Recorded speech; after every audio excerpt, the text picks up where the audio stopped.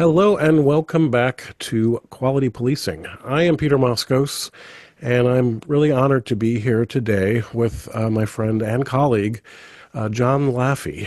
John, if you could introduce yourself, please. What have you done with your life? Well, I went on to NYPD in October of 1969. Out of the academy, I was assigned to the 19th precinct. Initially, all we were doing, and I say we, there were about 50 cops from the academy class who were sent to the 19th to basically stand in front of missions and consulates. It was mind-numbing. We were young, eager, we wanted to do police work, and here we were just standing in front of consulates and missions. And to fight the boredom, I started taking the switchboard, then learned how to do the 124 room work, typing up complaint reports, accident aided cases, etc. And then I got a steady seat with Don Hale. By the way, Al Hale's younger brother, and Don was my first partner. That's interesting because I tried to Al Hale came up a lot with people saying nice things about him in Times Square and various Yeah, things, and I was not able to track him down. I think he's living a quiet life in retirement now. And then in 1972, Pat Murphy, who was then the commissioner, came out with a career transfer program. And essentially, what he was going to do was to take the young kids, such as myself, from the less busy houses and move us to the very busy houses. This was the result of a confrontation, and I use that word advisedly, between Joe Piagentini's wife and Commissioner Murphy the night that Joe Piagentini, along with his partner Waverly Johnson, were assassinated in the 32nd precinct in Harlem. And Mrs. Piagentini went right up to Murphy and said, "My husband's been trying to get out of this precinct for years and he can't." Murphy took it to heart and then constituted this program.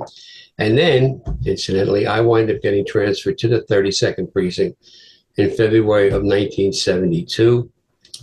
Stayed there until early 1980, where my partner and I transferred out to the 109. In the intervening time, I had studied extremely hard for the 1978 sergeant's test, and my partner and I did extremely well. And in January of 81, he was promoted to sergeant. And in March of 81, I was promoted to sergeant, and I was back in Harlem in the 2-8. And at that time, I don't know whether the department continues to do it. There was a transfer program where you did 6 months in an assignment, and then you were transferred within the same patrol borough to another precinct, and I could go back to the 19th for a second tour, this time as a sergeant. And then in 83, I was transferred out to the 109, temporary holding spot when I made lieutenant because I was going to be part of the new 115th precinct that was going to open up in Jackson Heights in January of 84. Opened up there as a lieutenant, stayed there for about 19, 20 months when I was promoted to captain. What precinct was Jackson Heights part of before It was 105? the area of the 115 precinct was half 114 and half 108. Mm-hmm. And then when the 115 was brought into existence, we took a piece out of each one. This was to go along with coterminality, something that isn't talked about much anymore. Back in the 80s, it was a very hot topic, so that the police were aligned with fire and the district manager and the other services.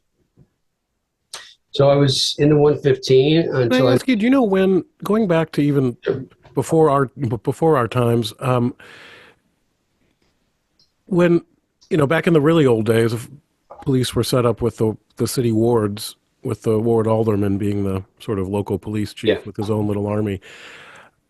I know that at some abstract level that was broken up to separate police and politics. Do you know anything about when or how that happened?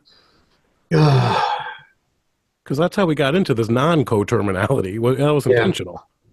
Well, basically, I'll call them the elites, but not in a pejorative sense. The real, true progressives were trying to break up the stranglehold that politicians had on the police department so that they could be independent, or as independent as you could be, with civil service promotion, civil service hiring, allowing the police chief to run the department without interference from the outside. That would have started in the 1930s and 40s. I think after World War II, it really picked up speed.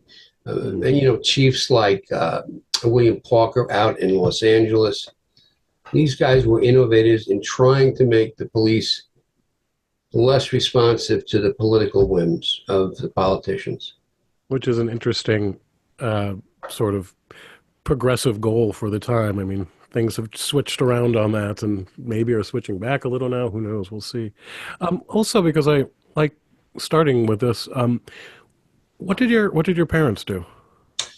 My mom was basically a stay-at-home mom, and then at some point got a job around the corner in a company that produced plastic guides, data guides at the time, and she could just walk right around the corner and be at work. What neighborhood was this? Murray Hill in Flushing, Queens. Ah. Again, funny. I grew up there. I was a police officer there. I was a lieutenant there. Eventually, the precinct commanding officer.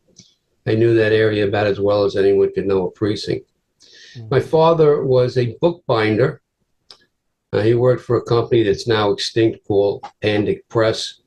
And back in the day when all of the Wall Street companies would have to produce paper documents for annual reports, he ran a folding machine for that company.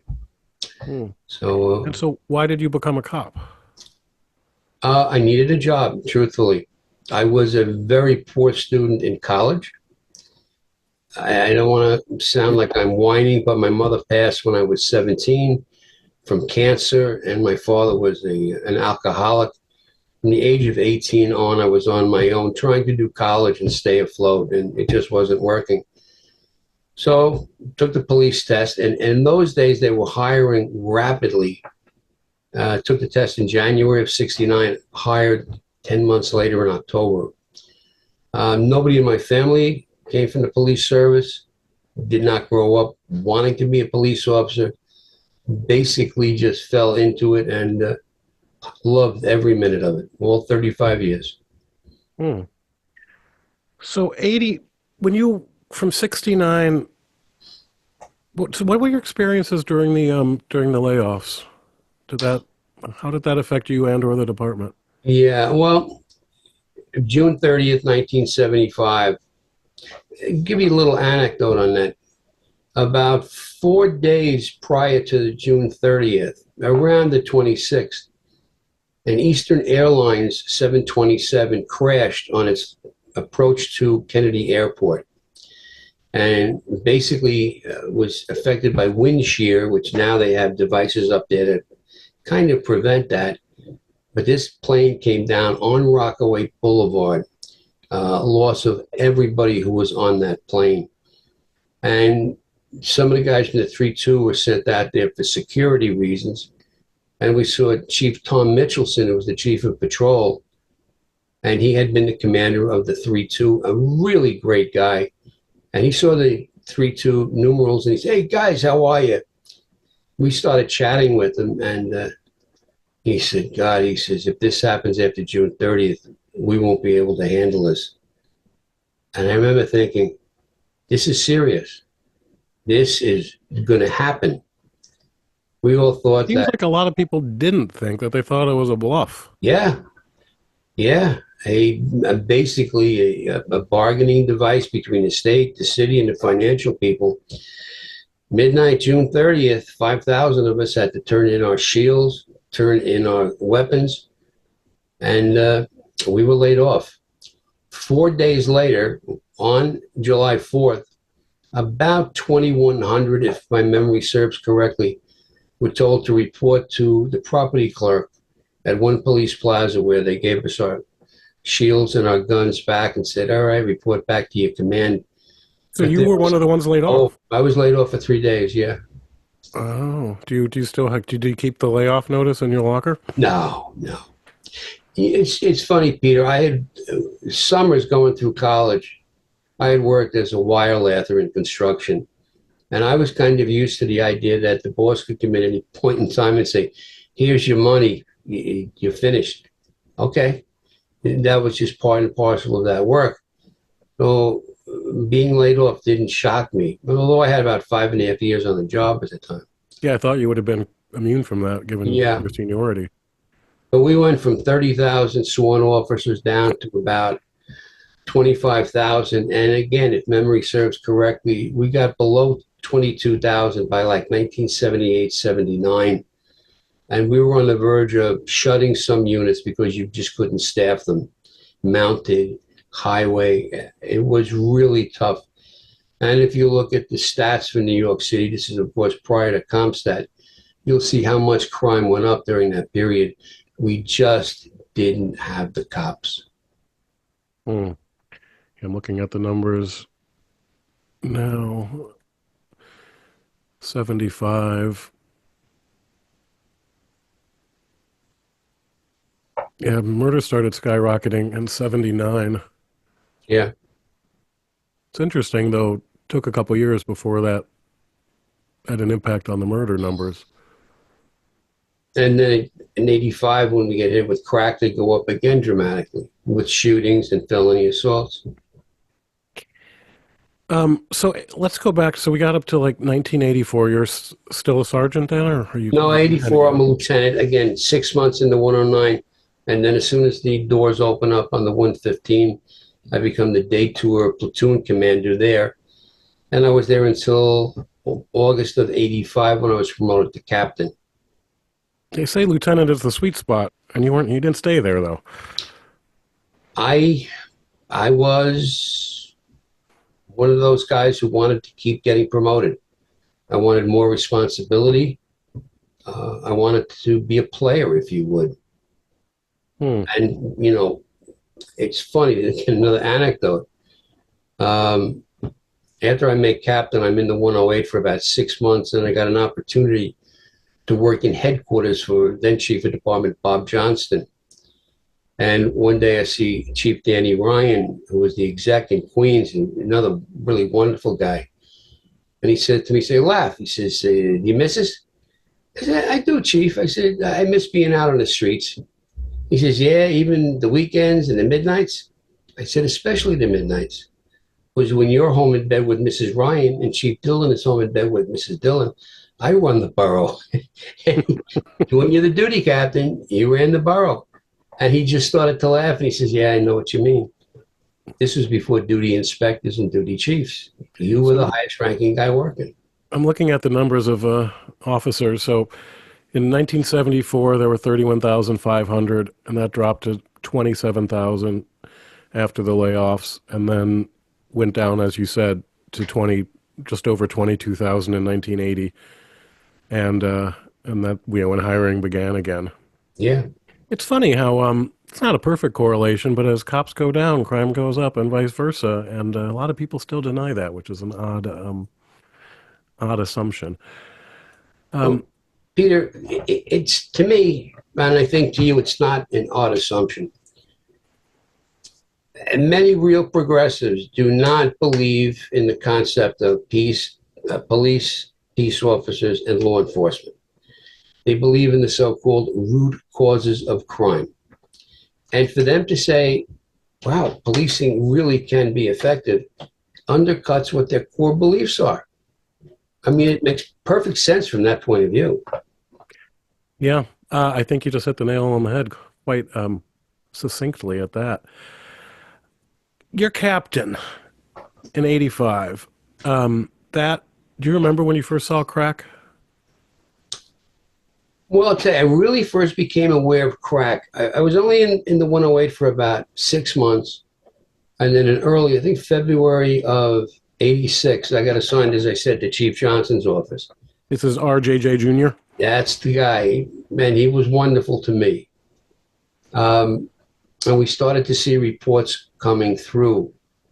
And with it came the violence. There's a huge difference between heroin and crack. If you are a heroin addict using 6 bags of heroin a day, You could not start using 10 or 12. You would die of an overdose. A crack addict could smoke as much crack as he could get his hands on. And the money that came in from the crack trade just resulted in heavily armed gangs, turf battles, kids sleeping in bathtubs because of shots being fired, fights over who controls streets. The money was just insane. And I mean, Ben Ward was the commissioner at the time, and he started a crack task force to try and go after it. Was there, let's talk about that drug market a bit, and correct me where I'm wrong here, because I think I'll be overall right, but not all the details.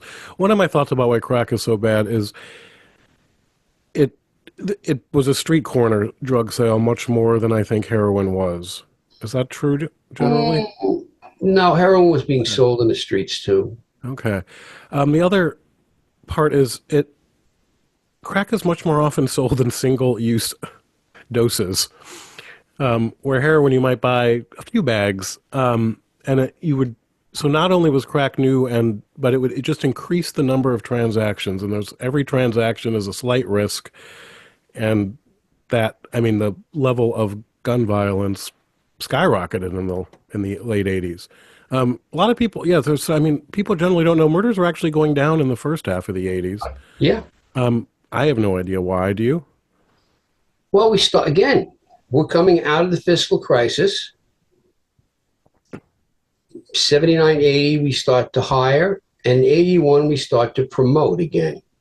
More sergeants, more lieutenants, more captains, more supervision, and more cops.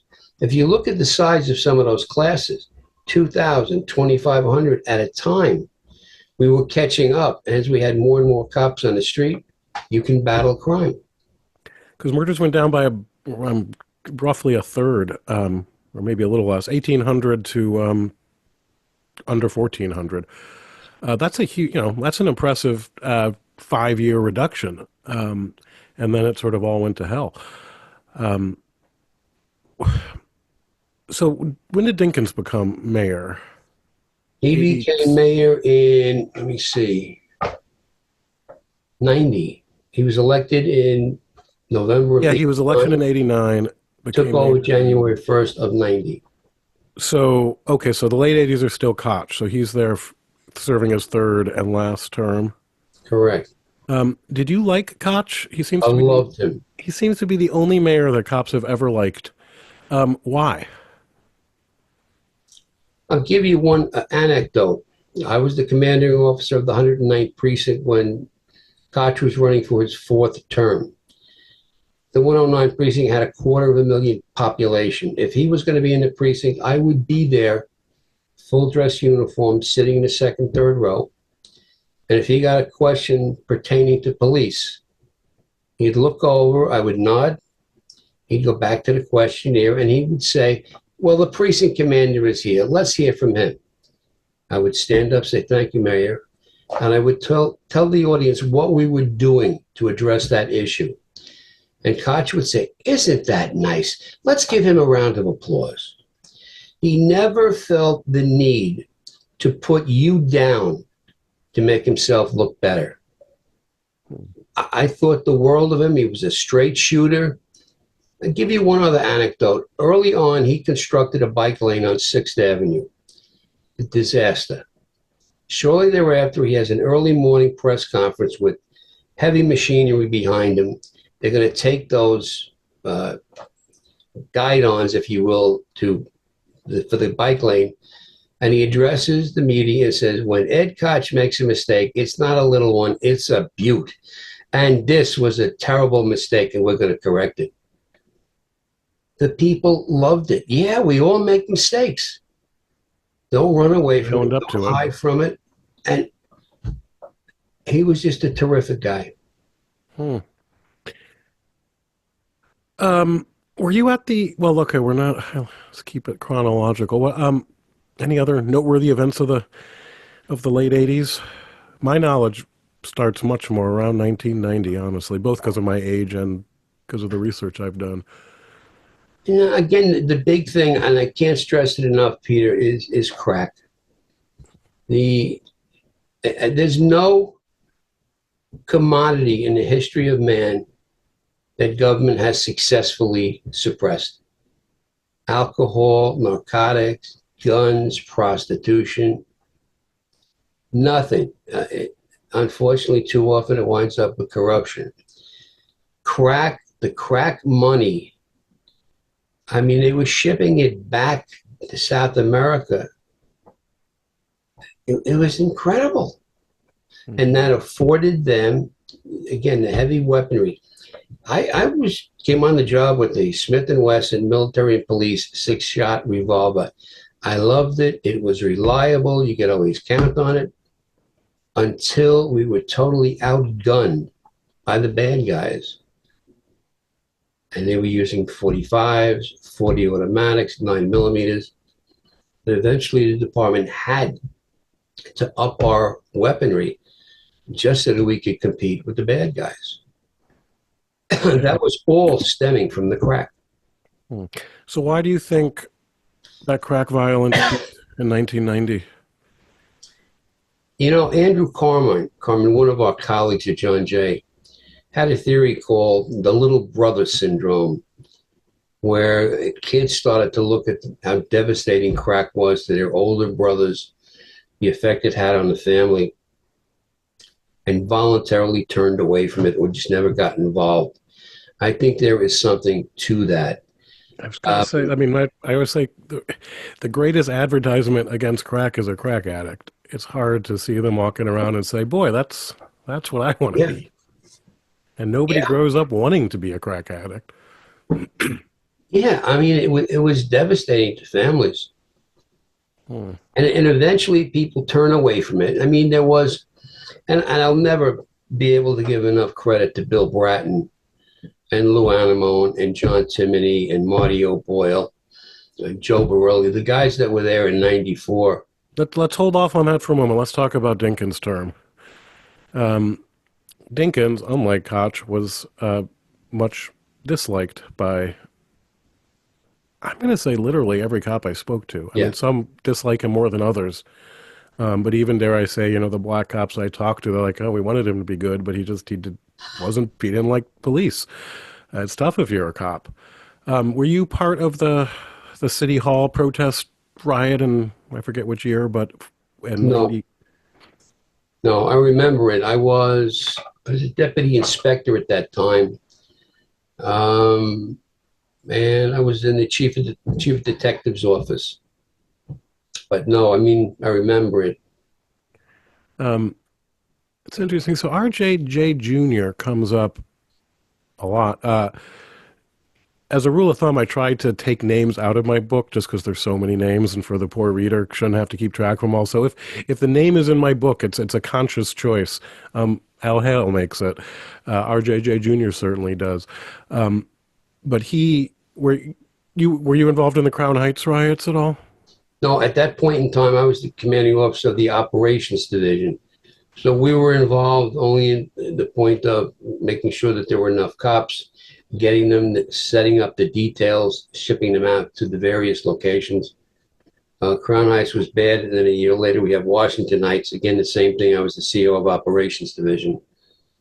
And this precedes the cop protest, which was nominally about CCRB, but I think really was just frustration against Dinkins, who paid for the funeral expenses of Kiko Garcia.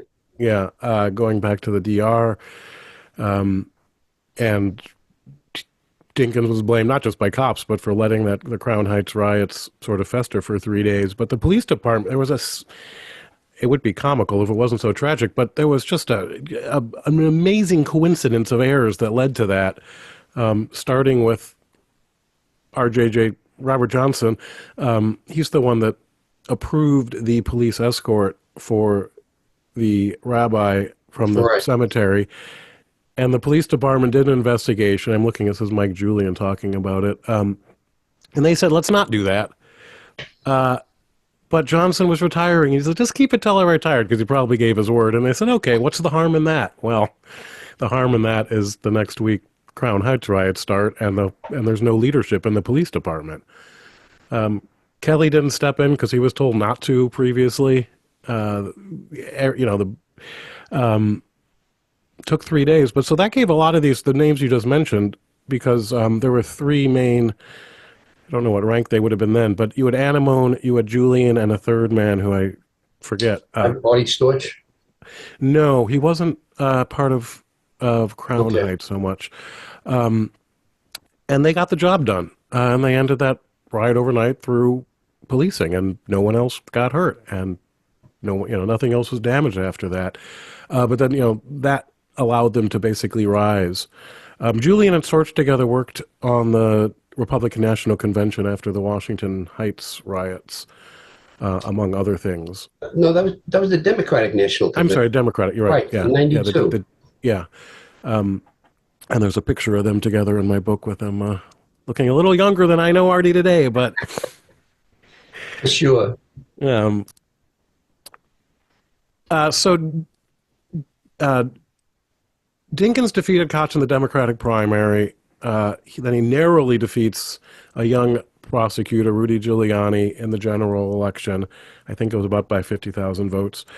4 years later, the same latter two are running against each other, and Giuliani wins.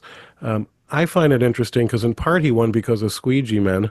That became a mayoral issue, and that was actually eliminated by by Ray Kelly and Mike Julian and George Kelling before the election, but they never got credit for it. They did it too late. And the other major event, as I see it, is, of course, you have Safe Street, Safe City. Peter Vallone Sr. gets behind that. Dinkins gets behind it. This is after that kid from Utah is stabbed and killed in the subway. Brian Watkins. Brian Watkins, when his parents were getting beaten and mugged. They were here for the U.S. Yeah, Open. And that led to the classic Dave Do Something headline. And correct. and he did. So Safe Street, Safe City gets through Albany. I'm looking at it, in hindsight, going surprisingly quickly. I'm sure it was a lot of hard work, but it happened pretty quickly and easily, it seems to me, in hindsight. And that is just a massive hiring of police officers. But they don't graduate the academy till there's a new police commissioner. Did you have any thoughts did you know who Bratton, I mean, I guess you knew him because he was transit chief, right? But I assume you didn't really, I mean, did you have any thoughts about the guy before he became commissioner? I know that he had a very good reputation in transit. I would classify Commissioner Bratton as a change agent. He comes into an agency that needs to be energized. He did that with transit by giving them the Glocks or the 9mm, by getting them the commando sweaters and making them feel proud about themselves. And let's not forget he took over from our colleague, Vinny Del Castillo, was the Yeah, transit chief before him. Yeah, yeah, he was the first man I um, interviewed for this book, by the way, because his office was next to mine before he yeah. retired. Vinny's a good guy. Yeah. Going back to Dinkins and the 5,000 cops, it is not simply the number of cops you have, it is the way that you employ them. And Dinkins at that time of Safe Streets, Safe Cities was intending to put them all in community policing. Community policing, in my opinion, was extremely soft. It wasn't about enforcing the law. It was about making friends. The metaphor I have always used was that community policing was a hospice. You're going to die, but we're going to give you ice cream. I wanted an emergency room with a top flight crew of young surgeons saying, I'm going to keep you alive. And that's what I thought Bill Bratton was. He came in and he said, and I heard him say this is not third hand. The biggest problem I had when I got here was making the executives believe we could turn this around. They were so used to the idea of just go along, get along, protect your careers, and don't worry about anything else. Avoid corruption, avoid brutality, crime. Peter, I never, until Brad, and I never saw or heard of a precinct commander who lost his command because crime was out of control in his precinct. Part of the reason my book starts where it does, well, which is the early 70s, is because that's generally when the people came on the job. But I realized through speaking to people like you, it's hard to imagine how, I mean, I don't know what's the word, if it's dysfunctional or apathetic or just misguided the police department was. When Jack Maple joins as Bratton's right-hand man, and he starts asking chiefs, how many people were shot last year? Last year being 1993. And he's asking chiefs this, and nobody knows the answer. The Right. NYPD didn't know how many people were shot in New York City. We still don't know how many people were shot in 1990 because nobody was keeping track. And it was Right. probably 7,000. And nobody knows. We'll never know. I mean, it's that level of not caring about crime. And maybe care isn't the right word, but not focused on it. It really blew my mind. And I had some sense going into this of these things, but not, as you just said, that you never lost your job because of crime. You lost it, yeah. Race riots, corruption, brutality, scandal. That was pretty much all that could hurt your career, if I'm not mistaken. But Yeah. also, so let me go back briefly to CPOP, community policing. Was it just, when you say community policing, are you thinking CPOP? So that was Ben Ward's baby, Well, or? it's funny. As you know, you hired me to teach in the cohort program, which I am thoroughly enjoying. And in one class I Couldn't do it came in, without you. uh, I said to them, this is going to be an odd way of approaching this concept of community policing, but let me try it. I was driving into work on a Saturday morning, and Hank Haney, a really, really top notch professional golf teacher, he had been Tiger Woods' coach, said that Tiger Woods just had his fourth successful back surgery. At which point Haney said, how can the fourth one be successful? What about the first? Wasn't that successful? The second wasn't that successful? The third? I said, in terms of community policing, in 1969, 70, 71, we had neighborhood police teams. Now, nobody in my class knew that because none of them were on the job then. Then we had Park Walk and Talk. Then we had the cop of the block. Then under Ben Ward, we had CPOP. And as soon as you saw which cops were taking the CPOP posts, you knew they weren't doing a lot of real police work. It was community affairs. They got to know everybody. And then it went on and on and on. Dinkins wanted to put the entire department on a community policing footing. It was my position then. It continues to be my position. That was not real policing. Yeah, community policing does not come off too well in Back from the Brink because, I mean, it wasn't all bad, of course, but it's hard to quantify the success of it. One of the interesting things, especially sort of alluding to the 90s a bit, arrests in the 1980s more than doubled. And this is under a community policing focus. Arrests increased in the 1980s more than they did in the 1990s with broken windows and quality of life policing. And what was seen as is perceived by many as over policing. But the 80s is when arrests really skyrocketed. And of course, at that time, the process was, it's hard to imagine it being less efficient than now. But I mean, I hear the cops were sitting in, for 12 hours after making an arrest just for Sure. processing. Did you ever go to Maroofi's, the bar? Do you know of it? Sure. Absolutely. Tell me about Maroofi's. Um, Bob Davin, I don't know if you know him. He was the first to tell me about it, and Lou Anamone confirmed. yeah, I mean, it was literally right in the back of the court.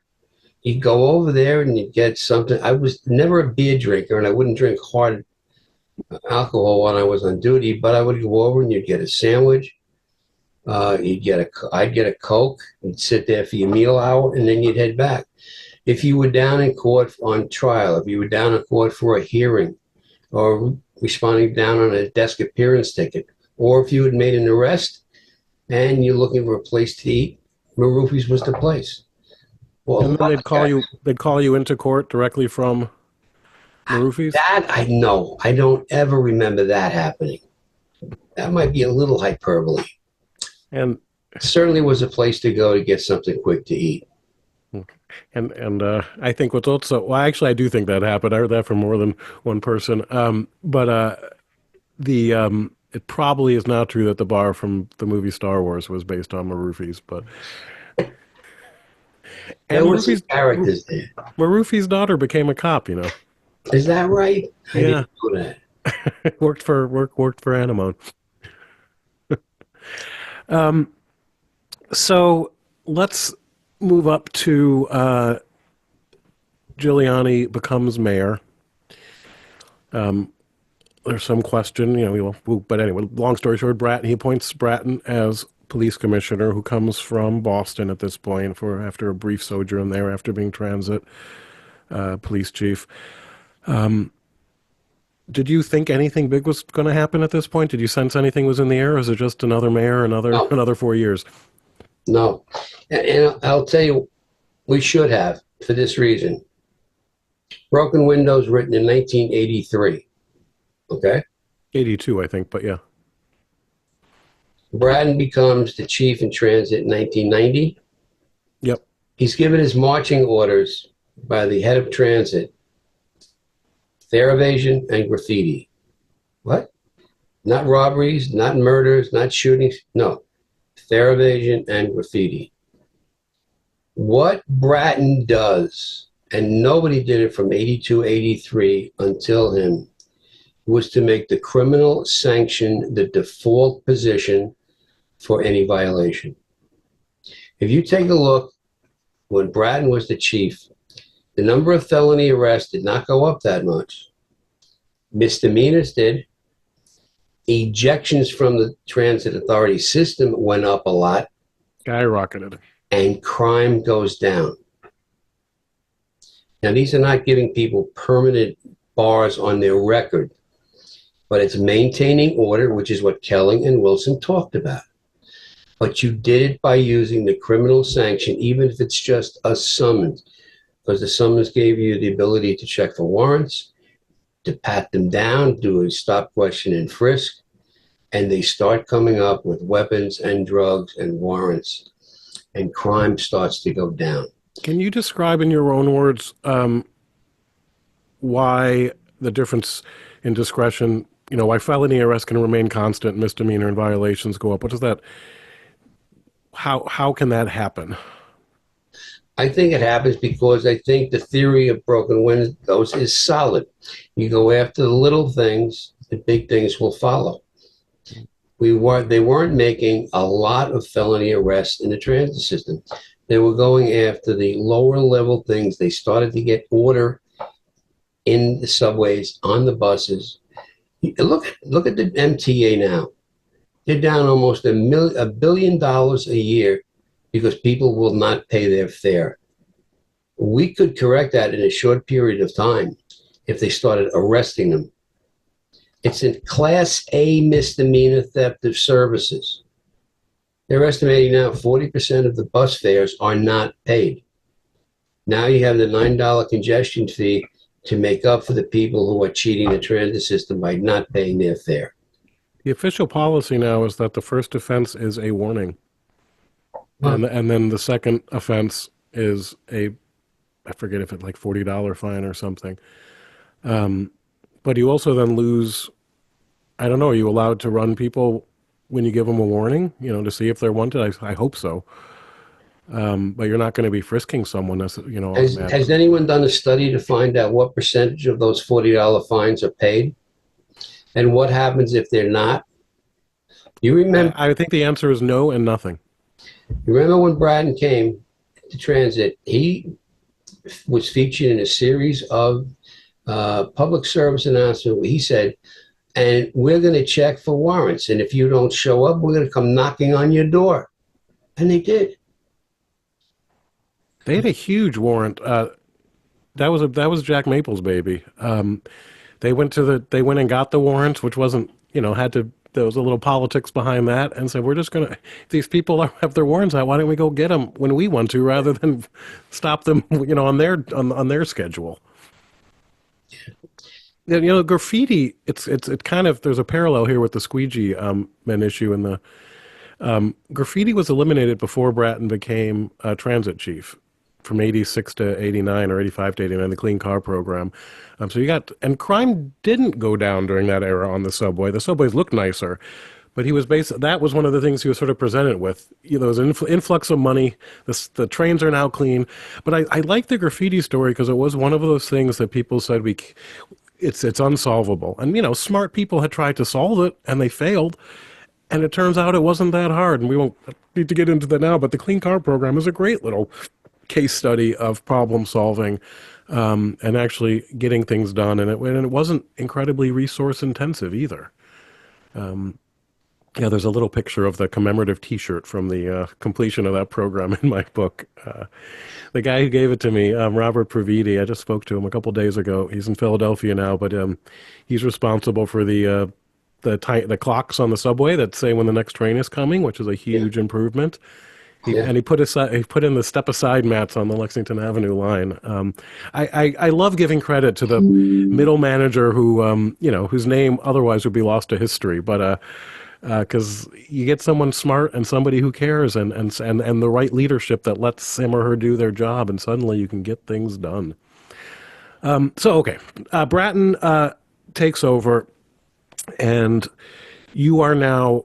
Where are you at this point? When Bratton takes over, 94. I'm an inspector, a full inspector. I'm still the CEO of the operations division. Okay. And do you remember the formation when you first heard about these weekly crime meetings that became ComStat? Well, part of the joke was that prior to that, the chief of the department would hold a monthly robbery meeting. And bellwether crime, right? Yeah. And the chief of the department would beat up the borough commanders. The borough commanders would go back, have the precinct commanders come in, beat them up a little bit, but there was no follow-up. The fourth leg of the ComStat process, relentless follow-up. And Lou Animone, who at that time was chief of patrol, and Jack Maple continued, but saw that just looking at robberies wasn't enough. And they start to expand. And alluding to what you were talking about before, where Maple couldn't get accurate data on 93, they're starting to find that many of these precinct commanders just can't function.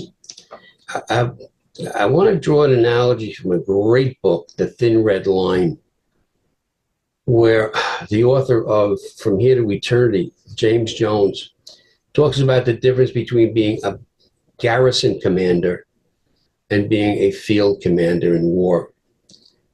The garrison commander of the company may look really, really nice. Everything's hunky-dory.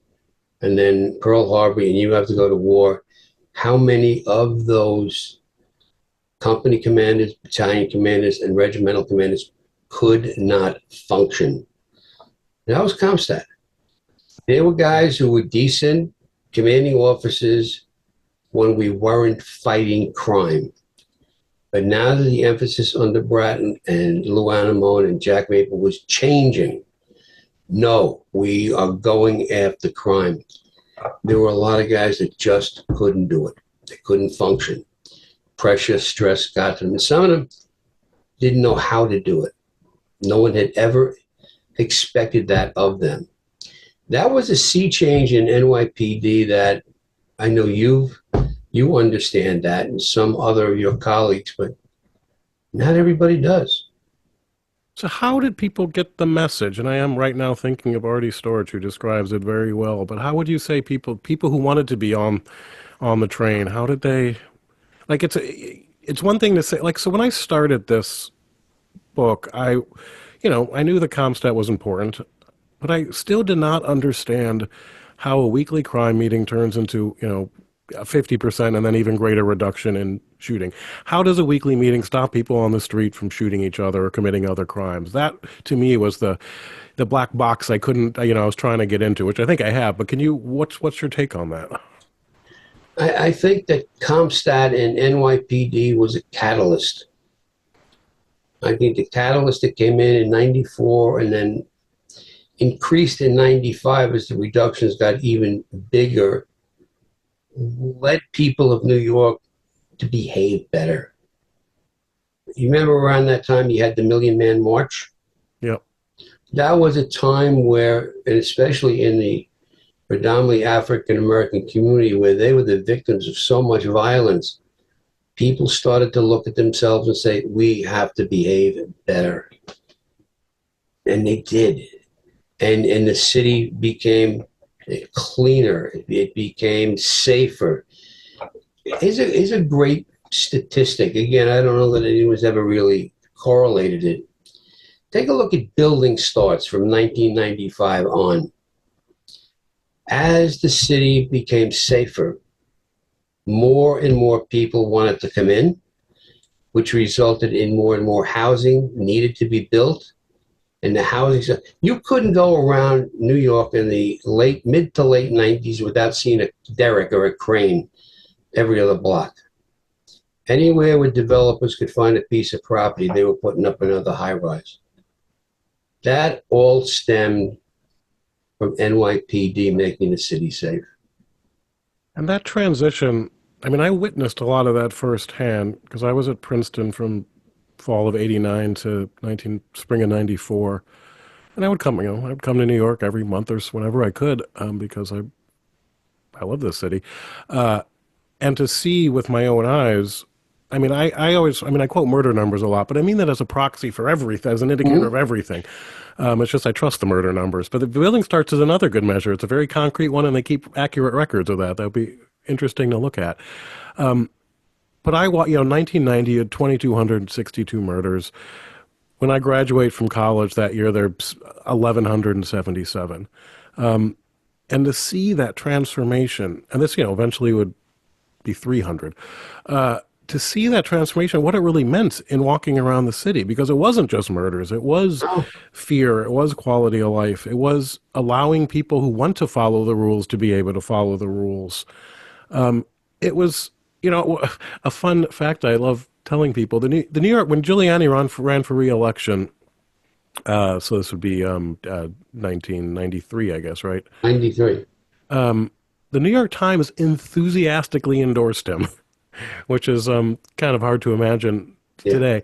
And they said Ruth Messinger was running against him, and they said I forget the exact phrase, but it's in Back from the Brink. But basically, the New York Times said she's asking us not to believe our lying eyes. You know, clearly, this is working.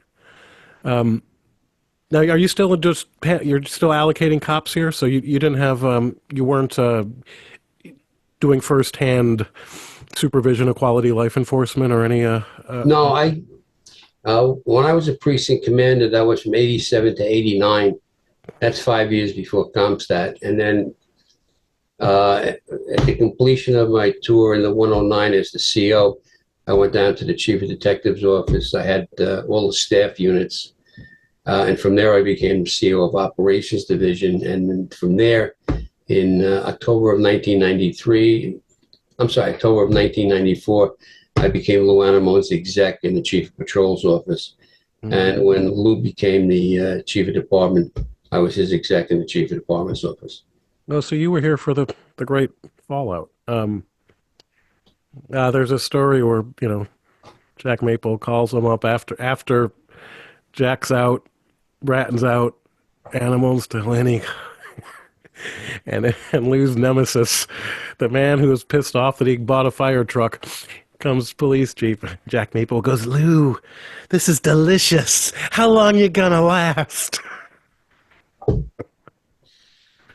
Jack was, and I hate to use the word, but I think he was a genius. I really do. And he did it as he always said.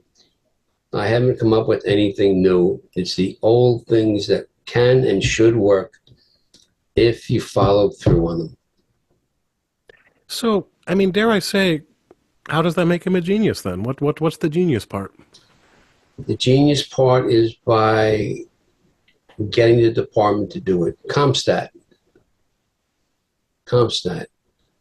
Hmm. And he had such a Did you ever speak at Comstat? I guess not. So, well. Later on, at the end of my career, I was the commanding officer of Housing Borough Manhattan.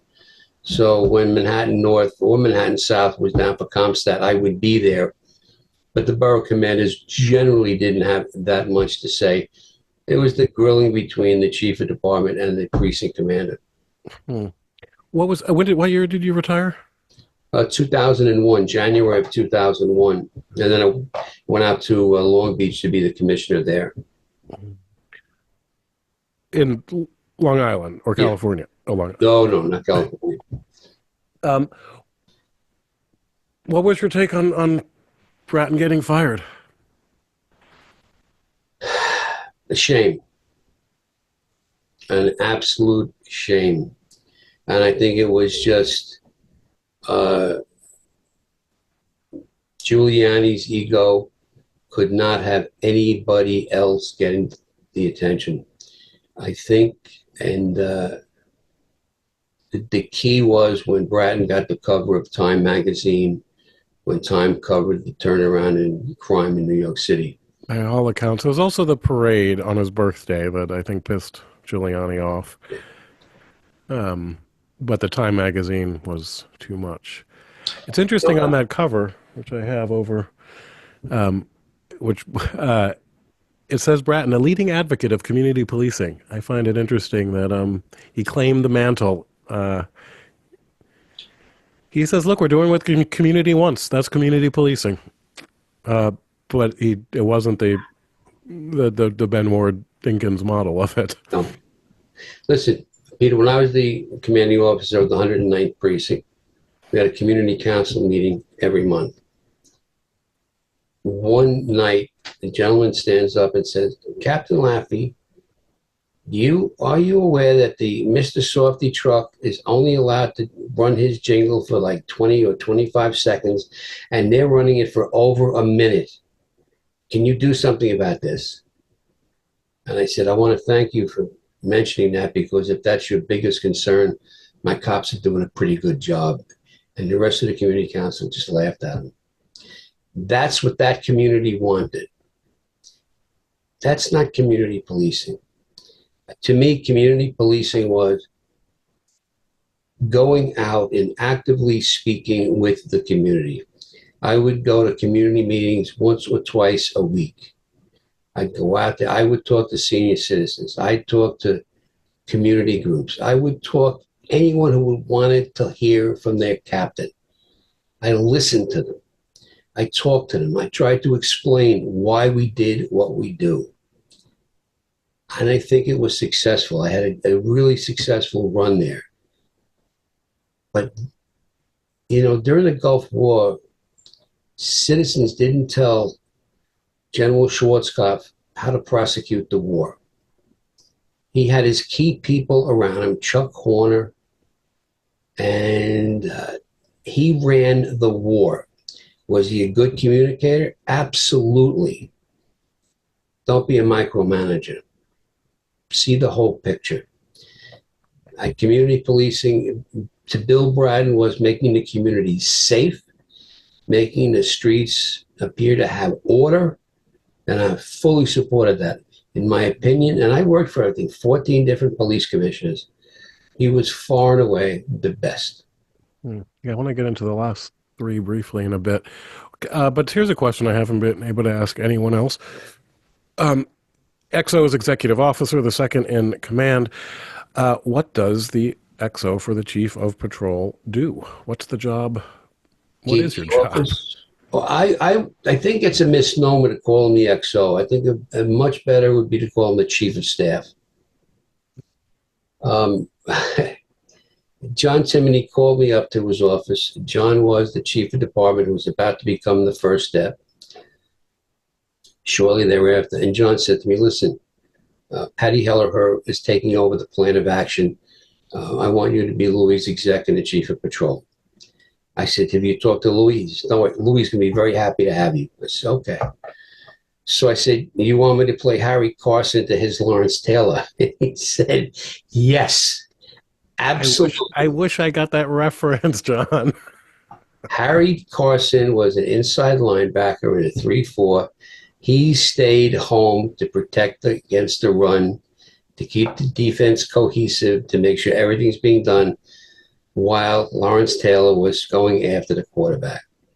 My job was to make sure all the paperwork was done, stay in contact with the borough commanders, keep the place running.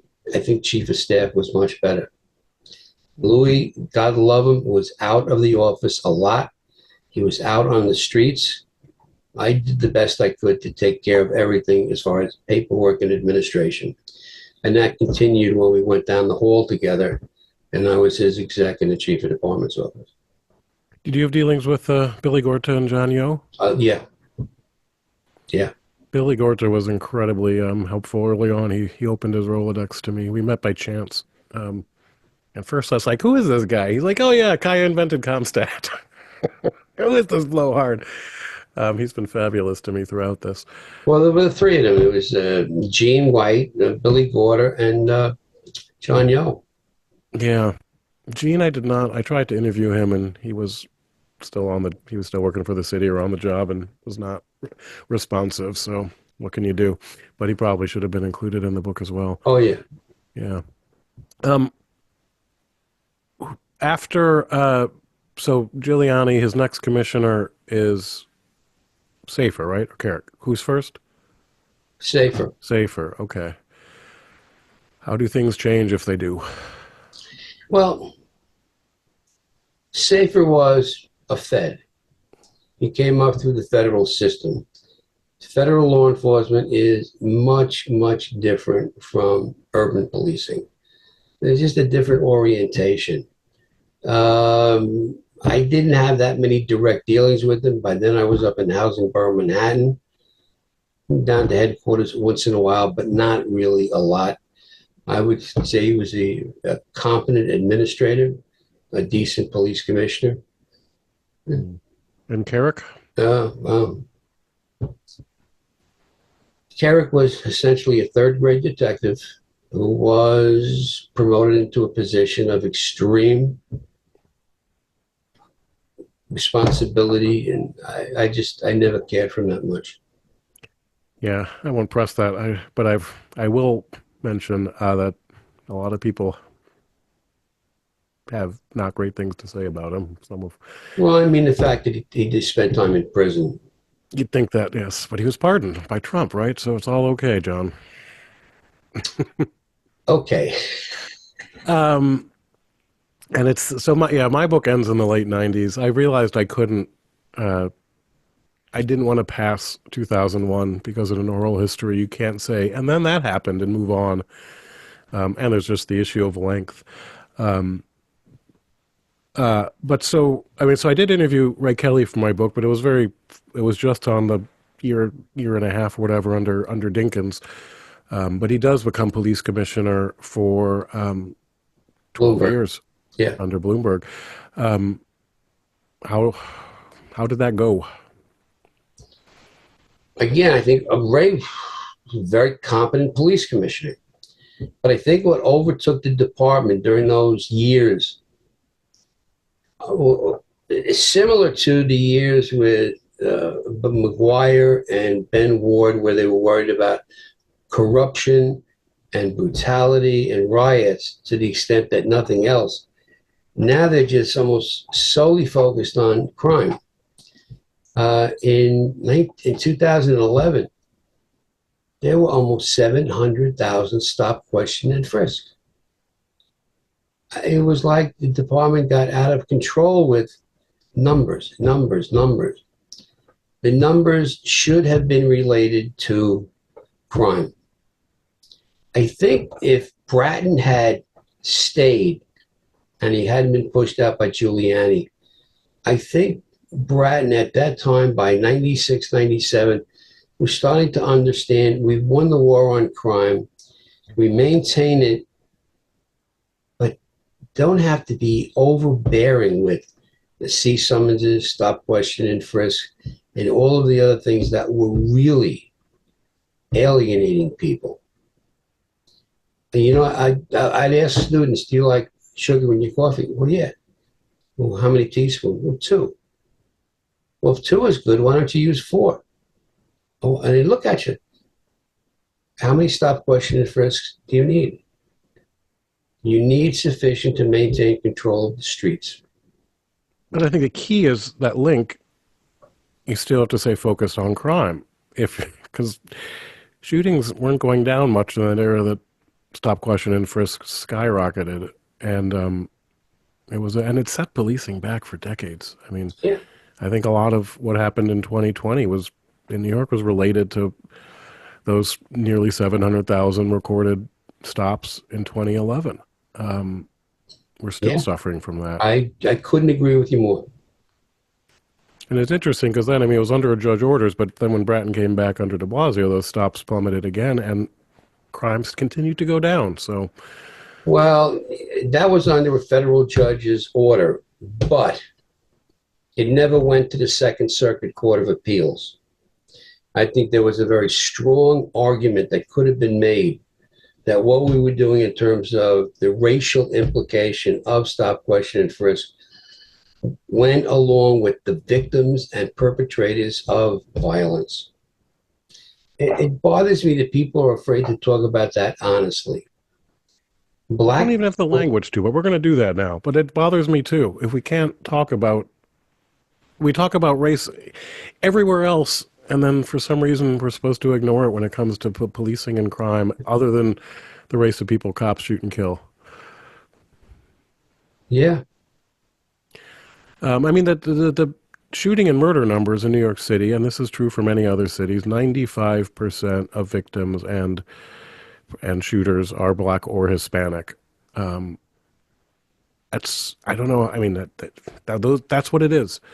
The shooting problem is so racially disproportionate that any attempt to reduce violence is going to have the similar racial disproportion. yeah, And so then you have to, there are innocent people who get caught up in policing without doubt. So you have to be honest about that. You have to explain why you're doing what you're doing, and what you're doing has to work. I mean, Lou Animone he said it. I don't know if he says it a lot, but he might. His three-pronged approach. He'd ask for everything. Is it legal? Is it moral? Is it effective? What yeah, a great simple test when you're implementing a policy. Just check those boxes, and then get to the assessment and follow up of Jack Maple's 4-point plan. And it is, I mean, it's hard work, but it is sort of that easy. I'm afraid we've lost that to some extent. That's what I'm hoping people can take the good lessons from that era that I have and back from the brink and apply it to today. But it's tougher. A lot of the tools have been taken away, yeah. and a lot of the memory of how bad it can get. It's a different generation. Yeah, I'll be honest with you. Sometimes when I see in the New York Post crime out of control, I want to say, stop. I was there when it was out of control. It's not. New York City is still one of the largest, safest cities in America. Cops do a pretty good job. The people do a pretty good job. Could it be better? Sure. I need major renovation to the age limit that up to 18, you're not held accountable. Discovery laws, which I see today is part of the package of the budget. And the bail reform. Somebody is locked up for a nonviolent felony. Yeah, fine. Let him have release and recognizance, but not if it's his third, fourth, fifth offense. At some point, you have to say, we have to hold you for the safety of the city. We've lost all of that. It's like we don't go anything in the middle. We go to extremes. The fact that we can't reform the reform, because some of it I think was effective, good and needed. And the bad parts, in a way, like, yeah, repeat violent offenders. That's where recidivism has increased with bail reform. We could change that. And the fact that there's opposition to changing that, or as part of the discovery of form. How about not submitting things that aren't relevant to the case? It would Yeah, seem like a no-brainer, but people fight it tooth and nail, and that's when I realize, oh, it's ideology again. They're not yeah. actually trying to make the system better. They're trying to break the system they perceive as evil, and I don't know what's going to replace it. But I I've taken up 80 minutes of your time. My Let's pleasure. leave it there unless you're itching to say something else. But I really do appreciate. Boy, what a great concise summary you've just given of decades of policing. There, there has to be consequences for bad behavior, whether it's between parents and children, law enforcement and the community, bosses and their subordinates. There have to be consequences. And they don't have to Seem be to life enforce. ending. They don't have to be they shouldn't be destructive. But I find it odd that to say something like that, or the way I put it is people who do wrong deserve to be punished. It can be a light punishment.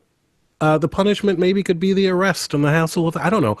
But punishment is not bad as long as it's in moderation and, a due process. And the fact that that is almost considered some reactionary thing to say these days, it doesn't. And it's, I'm primarily thinking about the victims of crime, but it doesn't help the perpetrators of crime either because they're going to go on to worse things. And then, someone gets killed and now two lives are destroyed. Yeah, Where people have agency, some more than others, but this idea that like, oh, we only have to try and help the bad. We can help someone by punishing them a little bit. That's not a same way. How did that become a crazy idea? That's what I don't get. I don't know, Peter. I really don't. It's troubling to me. I've seen how effective good law enforcement can be. Our numbers are great compared to the 70s and the 80s. They could even be better. They're bad compared to what was the sweet year like 2015, 2016. And incarceration's down, violence is down, everything's down. Murders are under 300 in 2018, and then and at that moment we decided, cop murders a man in Minnesota, and we have to tear down the whole system. Yeah, we know we can have fewer than 300 murders in New York because we've done it, and Yeah, fewer than when I say fewer than 1,000 shootings, I should still point out that's still 2.5 people a day. It's not that we've eliminated violence, but given the society we have, that's probably about as good as they can get, and we can get back there again. I hope. the other thing is, as we reduced the homicides, detectives had more time and the clearance rates would go up. That's, it's a no brainer. When detectives back in the 70s in the homicide squad might have caught 5, 6 homicides a year. That's a lot.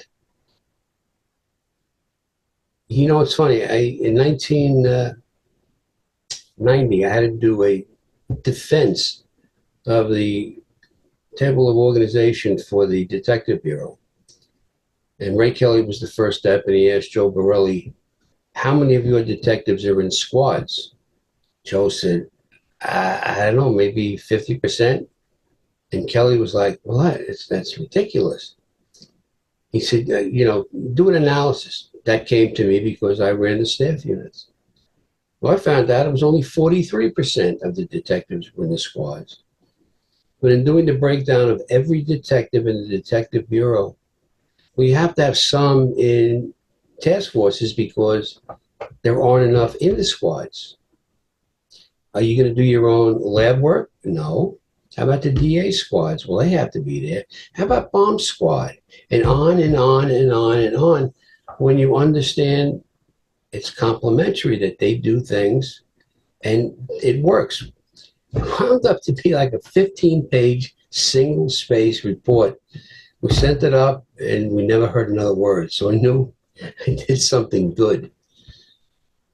The detectives at that time, that's before Bratton, they were dealing with thousands of homicides, thousands of robberies. I mean, I think we topped out with robberies at 107,000 one year, Yeah.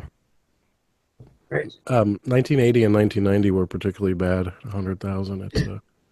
How do you investigate all of them? You don't. You don't. Yeah, Just by comparison, because I have it in front of me, so there were 16,500 last year, which is still a yeah, lot, but it's more than an 80% reduction. Gives you a lot more time to exactly, look at each one. exactly. Yeah. Well, thank you, John. My pleasure. Let me just wrap this up by saying I'm here with John Laffey, retired NYPD, current professor at John Jay College, where I am also a professor. And I am Peter Moskos, and the author of the just released book about the subject of the 1990s crime drop, Back from the Brink. Thank you all, and I hope to do more of this again. It's. I haven't done a podcast in about a year, so we'll see if anybody actually listens, but hopefully.